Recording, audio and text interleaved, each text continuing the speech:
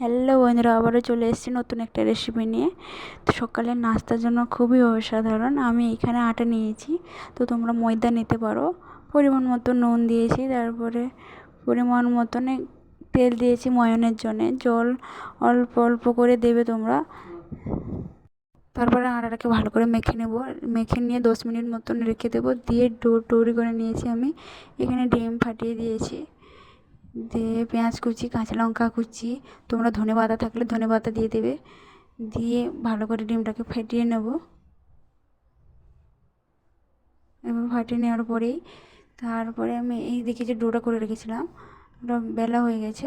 তারপরে সুন্দর করে এই থালার মধ্যে পরোটাটাকে ডুবিয়ে কড়াইয়ে তেল দিয়ে ছেড়ে দেবো। দিয়ে দেখো বন্ধুরা, কত সুন্দর একটা নরম পরোটা হয়ে গেছে। তো তোমরা এইভাবে বানিয়ে খেতে পারো সকালের জন্য। খুবই অসাধারণ পরোটা। দেখো বন্ধুরা, তোমরা একবার বানিয়ে খাও, তারপরে বলবে।